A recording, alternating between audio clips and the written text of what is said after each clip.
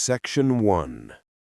You've been taught your whole life that resources are scarce, that there's never enough to go around, that someone always loses, that competition is inevitable. But what if none of that were true? What if scarcity was never a natural law, but a carefully constructed illusion? Think about it. In school, in economics books, in the news, everywhere, the same story is told. There's not enough. And yet history shows us otherwise. Civilizations for thousands of years thrived on abundance, not deprivation. Farmers stored extra grain, communities shared surplus, and trade was based on trust and cooperation, not fear. Now fast forward to today. Look outside. You see empty shelves in some stores, yet mountains of food are destroyed. Prices rise for housing, for energy, for basics, while a handful of companies accumulate more wealth than entire nations. How can this happen? How can scarcity exist in a world that has more than enough? The truth is uncomfortable. Scarcity is a tool, a story designed to shape behavior, to create control. It teaches people to accept limits that don't exist, to compete for what could be shared, to obey a system that benefits the few at the expense of the many. History is littered with examples. Ancient Sumerians used grain receipts as currency. Trust, not gold, defined value. Egyptian granaries were filled to feed entire populations, yet control over distribution created the illusion of lack. Civilizations could have thrived, but systems of power engineered scarcity to consolidate control. Even today, the story hasn't changed. We destroy resources to keep prices high. We manufacture crises to maintain authority. And most people, they live their lives thinking the scarcity is real because they have no reason or no opportunity to question it. And here's the kicker. This isn't conspiracy. It's economics. It's history. It's social engineering refined over centuries. Scarcity works because it convinces the mind to fear lack, to compete, to obey rules that were never inevitable. But what happens when you start to see through it? When you recognize that the limits you've been trained to accept aren't natural at all? That's where abundance begins, and the implications are massive, not just for finance, but for the very way society functions. Because once you understand scarcity as a constructed idea, the rules change. Opportunities emerge where none seemed possible. Power shifts from those who hoard to those who recognize the illusion, and the world suddenly looks very different. Section 2. Let's step into history. Long before modern banks, before stock markets, before digital currencies, humans had a different understanding of wealth. It wasn't measured in numbers on a screen. It wasn't controlled by a handful of corporations or central authorities. It was measured in community, trust, and the ability to thrive together. Take the Sumerians. They didn't use gold coins as we imagine currency today. They used grain receipts. A piece of clay could represent a day's harvest. Trade wasn't about hoarding. It was about ensuring everyone could access the resources needed to survive. The system worked because humans understood cooperation, abundance, and fairness. Or consider ancient Egypt. Granaries weren't just storage, they were insurance for entire populations. Crops were collected, stored, and distributed strategically to sustain life. Food wasn't scarce, it was abundant. Scarcity existed only in perception, manipulated through control of distribution. Over time, these ancient systems began to change. Empires rose, colonies expanded, and control over resources became power. Scarcity was no longer just a circumstance. It became a strategy. By limiting access, by controlling supply, Rulers could dictate behavior.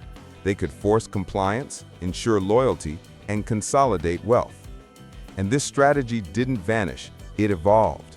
The Industrial Revolution, for example, didn't just produce goods, it created hierarchies. Factories, banks, and corporations became the new granaries. Production wasn't for the people, it was for profit. Scarcity was engineered through pricing, distribution, and marketing. The few gained more, while the many were conditioned to accept limits. Fast forward to modern finance, and the same principles apply. Quantitative easing, stock buybacks, and inflation aren't just economic tools, they are mechanisms that preserve control. The illusion of scarcity continues, but now it operates invisibly. People think they are competing for finite resources, when in reality, abundance exists. It's just concentrated, manipulated, and hidden from view. Understanding this is crucial. Scarcity is not the natural state of the world. It is a story, repeated across centuries, refined by experience, designed to control thought and behavior. And recognizing it is the first step toward breaking free from the illusion. Because the moment you see scarcity for what it really is, the rules of the game shift. You begin to notice where abundance lies. You realize what could be shared, created, and multiplied. And suddenly, the world of not enough starts to unravel. Section 3. Now, let's bring this closer to today. Look around at modern markets. Stock prices soaring, billion-dollar tech companies dominating headlines, and yet millions of people struggle to pay rent, buy food, or even save a little for the future. How can this be? How can abundance exist on one side while scarcity grips so many? The answer is simple yet unsettling. Scarcity is engineered. It's no accident that assets, stocks, real estate, even commodities rise in value while wages stagnate. Central banks, corporations, and governments create systems where wealth is concentrated at the top while scarcity is felt at the bottom. Consider the 2008 financial crisis. The system nearly collapsed. The solution? Trillions of dollars were injected into the economy through quantitative easing. That money didn't flow to ordinary people. It went straight to those already wealthy, those holding assets. Prices for housing, stocks, and land soared. The middle class left behind. The poor even further behind. Scarcity was felt more acutely than ever, even as overall wealth exploded. Even today, companies use strategies to maintain this imbalance. Stock buybacks, artificial shortages, and pricing controls make it appear as though resources are limited. The market celebrates growth, yet most people see their standard of living shrink. The illusion persists because it works. Fear of not having enough drives behavior. People compete. People obey. People accept limits that could easily be removed. But the pattern is clear. Scarcity benefits the few at the expense of the many. It creates a society where the majority are conditioned to chase after what is controlled, while the minority accumulate and preserve power. And this isn't a flaw, it's the design. Recognizing this changes everything. Once you understand that scarcity is not real, that abundance exists but is being withheld or misdirected, you can begin to see opportunities where others see limits. You can begin to question the rules, the assumptions, the truths that govern your life and economy. And when enough people see it, the illusion itself starts to break down. So, what does all of this mean for you? Scarcity isn't a natural law, it's a system, a story that has been refined over centuries to control wealth, power, and even thought itself. And while the world around you may feel limited, that scarcity is often just an illusion, a carefully crafted narrative that keeps people competing for what could be shared. The truth is clear. Abundance exists. The resources are there. The knowledge is there. The opportunities are there. But they are locked behind systems designed to concentrate control. Once you recognize this, your perspective changes. You stop seeing limits everywhere and start seeing possibilities. You start asking the hard questions. Why do prices rise? Who benefits from shortages? And most importantly, how can you reclaim control over your own wealth and future? Understanding this history isn't just about economics, it's about empowerment. The more you know, the better equipped you are to navigate a world built on the illusion of scarcity.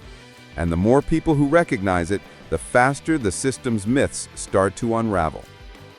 If you want to go deeper, make sure you don't miss the next video, How Banks Quietly Took Over Civilization. We'll trace the rise of financial power from ancient times to modern institutions and show exactly how a small group controls resources on a global scale. Before you go, smash that like button if this opened your eyes. Subscribe and hit the bell so you won't miss the next episode. This is only the beginning of uncovering the hidden truths about our world. And if you want a place to discuss, share insights, and learn how to grow your own channel like this one, put your comment below. Knowledge is power, and power grows when shared. Stay curious, question everything, and remember, scarcity is a story, but abundance is real.